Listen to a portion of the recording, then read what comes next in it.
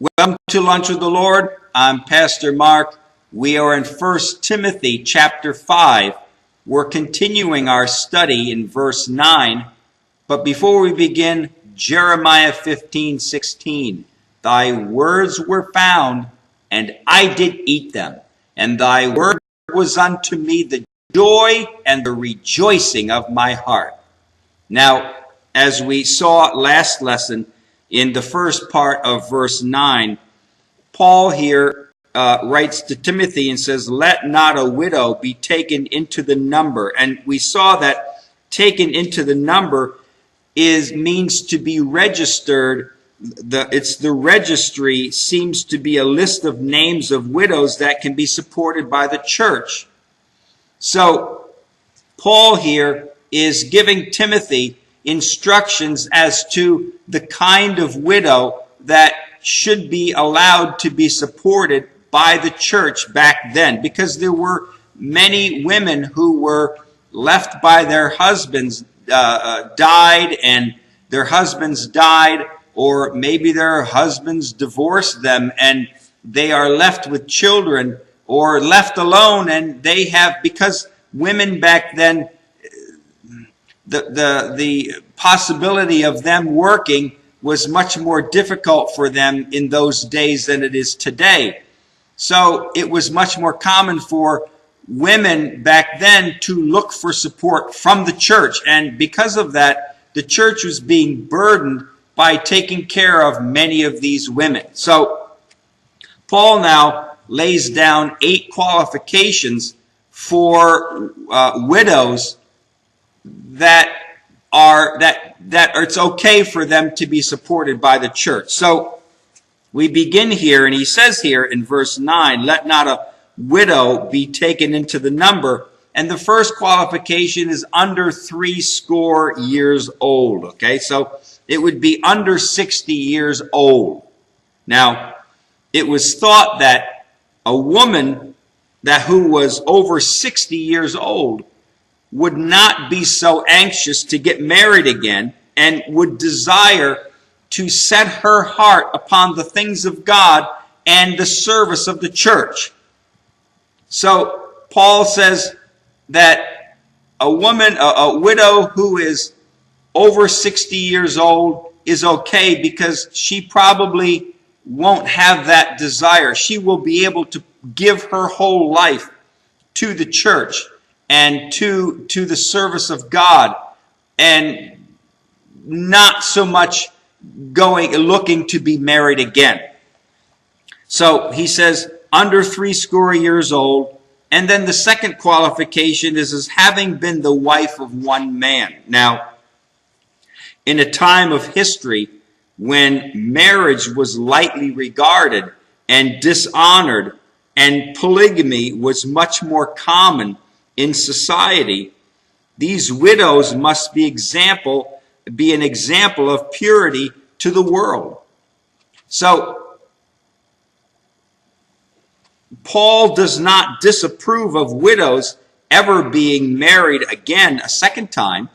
Actually, if we read verse 14, which we will get to in a number of lessons from now, Paul says, I will therefore that the younger women, and again, in the context, younger women here, he's talking about widows, because the whole context of this, of verses 3 through 16, is he's talking about widows in the church. So when he says here, I will therefore that the younger women marry, he's talking about younger widows. So Paul is not against widows being married again. So he encourages younger widows to get married. Paul was guarding against younger widows forcing themselves to stay unmarried when in their hearts they had a strong desire to be married again. And the temptations and frustrations could cause spiritual problems for the widow and for other people in the church. So Paul is saying here that a younger widow should look to get married again, and that she shouldn't feel feel obligated to force herself to stay unmarried and serve God when in her heart she wants to get married again. So she is to be the wife of one man. And if she's been married 2 or 3 times, again, these rules that Paul is laying down, we do know that it is the word of God and that God is behind these rules. But are they a hard and fast rule? No. I mean, they're a guideline by which we live by. So can a widow who is now, say she's 62 years old, her husband's died, and maybe it's her second husband, does that automatically disqualify her from being taken care of by the church? No. Well, you've been married 2 times now, and God says only 1. Well, it's again, these are guidelines. If she wants to be, needs to be taken care of by the church, she should be. She gives her heart to God and serves God. So now in verse 10, the third qualification is well reported of for good works. Now, the Greek context here means that there must be a testimony of people who can bear witness of the personal life of the widow. So, the last thing that a church needs are unworthy office bearers in the church.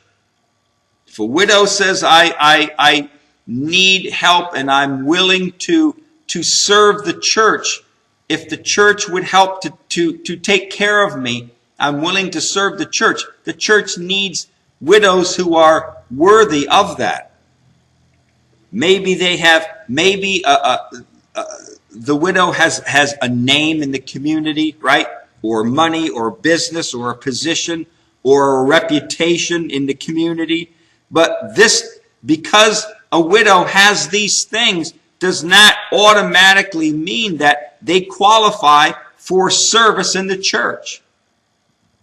It's more important to have spiritual people strong in the faith than to have people who are strong in the world. There are many people out there qualified in worldly things that maybe don't necessarily qualify for spiritual things of God. Remember, if we go back to chapter 3, 1 Timothy chapter 3 and verse 7, let's read it. It says, moreover, he, meaning the bishop, must have a good report of who? So the qualifications of a bishop in chapter 3 verse 7 says, moreover, he must have a good report of what? Of them which are without. Them which are without. Now that's very interesting. So in chapter 3 verse 7, one of the qualifications of a bishop is that they have a good report of who? Of the unsaved world, of unsaved people around them who know them. Now you would think, why would this be part of a qualification? But it is. And so Paul says if you want to be a bishop, you must have a good report of the unsaved people that you work with, that you go to the store with, that you communicate with. And it's the same here with widows, that they are to be well reported of for good works. You go and you talk to the people who are her friends, who she works with, who she communicates with, and what do they say about her? Now the fourth qualification says, if she have brought up children. Now, it doesn't say that she had to bear the children that she was bringing up.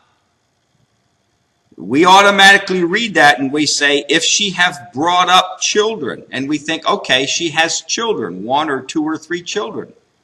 But it doesn't say that. It doesn't say if she's born children and brought them up. Now, why is this important? Because at this time in history, at the time that this letter was written, marriage was taken lightly, and men and women changed partners often. When children were born, sometimes the father would reject the responsibility of raising them.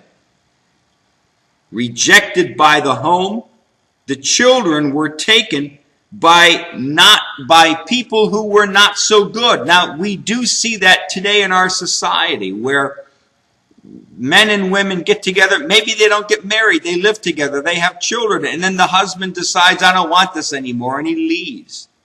And now the woman is left with the children. But back in this time, in the Bible, in this society, it was common. It was much more common. And the wife now was left with the children, and now the wife has no means of support.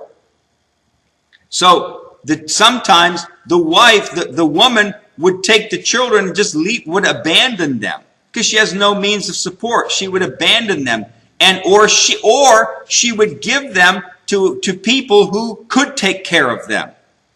And sometimes these people were not so good people to be taking care of their children. Girls were used to do menial work, or they were used to work in the public brothels. Boys were made slaves, or they were used to perform in the public, in front of the public in sports arenas.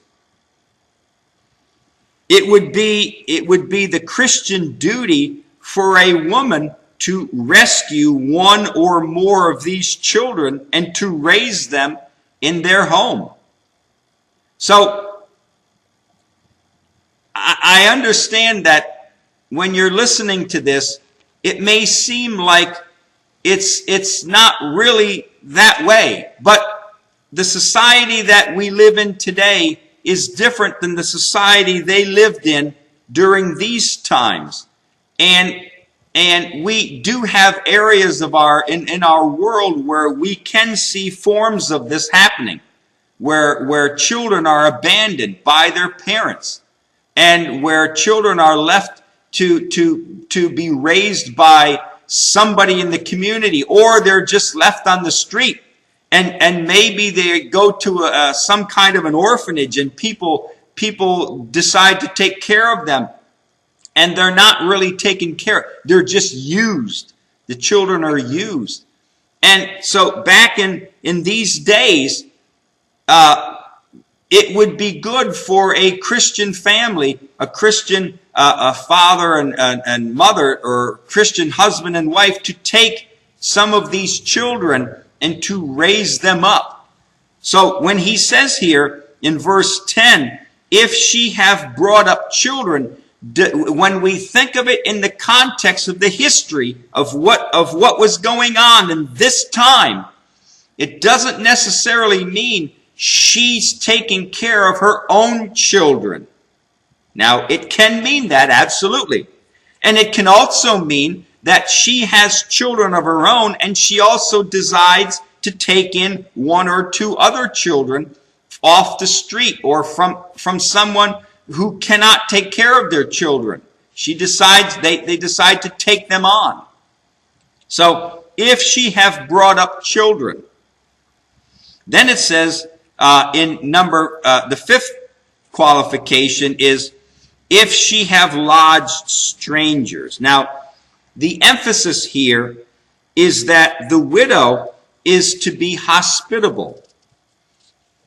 Yes, it can mean the literal view, as in Acts chapter 16, verses 14 and 15, where Lydia invited Paul and those who were traveling with him to stay with her at her house.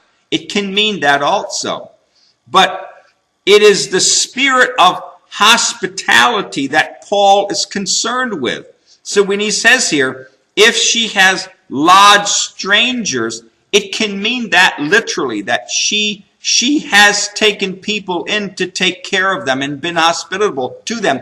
But it can also mean, is she a hospitable person? And that's what Paul here is bringing up. Is this widow, who is, in a sense, asking for help from the church and wants to be a servant of the church to the people in the church, is she a hospitable person? All right? We're going to finish there with this, and we'll pick up with the sixth qualification next lesson. All right? But until then, walk with the Lord. I know he walks with you.